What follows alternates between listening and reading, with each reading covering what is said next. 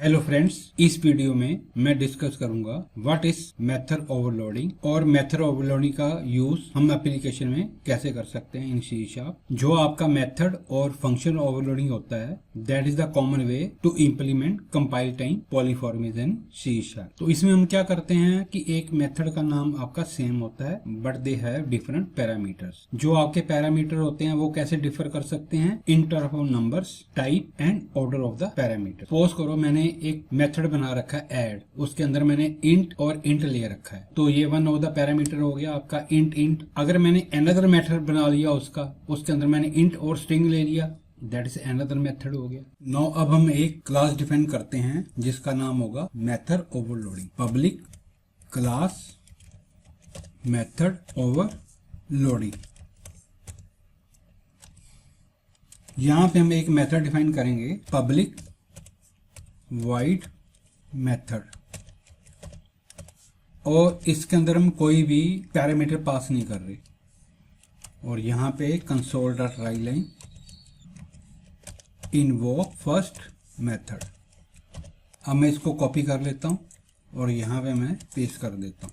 ये मेरा second method हो गया बट डिफरेंट पैरामीटर। इसके अंदर मैं यहाँ पे पास कर देता हूँ int आई, और यहाँ पे plus value is equal to plus I.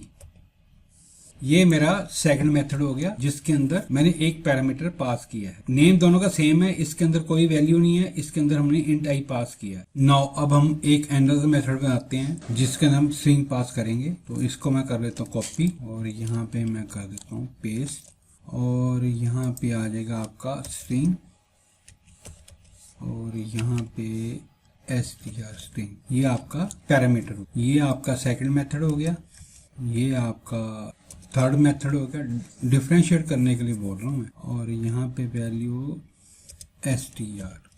Now अब हम अनदर मेथड डिफाइन करते हैं जिसके अंदर हम दो आर्गुमेंट पास करेंगे int I and string.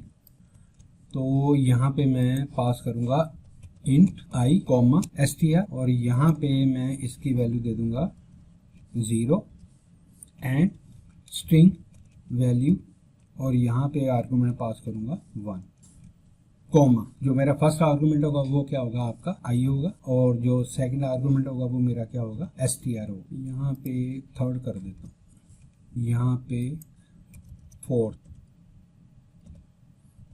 Now अब हम इंटरचेंज करेंगे। जो आपका मेथड है पहला आर्गुमेंट आपका क्या होगा स्ट्रिंग होगा, सेकंड आर्गुमेंट आपका क्या होगा वो आपका होगा इंट। तो यहाँ पे मैं पास करूंगा स्ट्रिंग str एंड यहाँ पे आएगा आपके पास इंट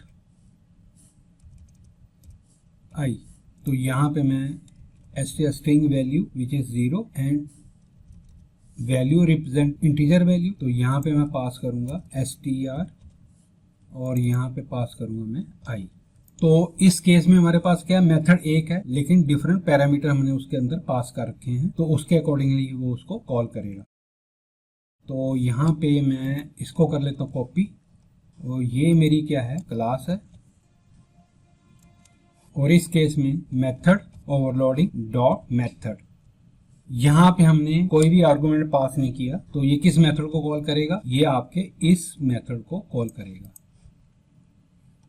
अगर यहाँ पे मैं 10 पास कर दूं तो ये किस मेथड को कॉल करेगा, तो ये इस मेथड को कॉल करेगा। Control D. अब अगर यहाँ पे मैं स्ट्रिंग पास कर दूं,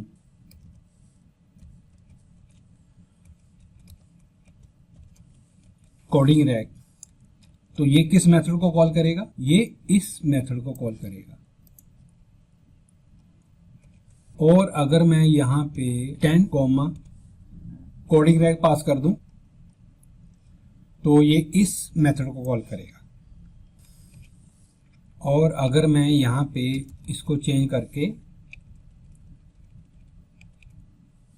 10 पास कर दूं तो ये इस मेथड को कॉल करेगा।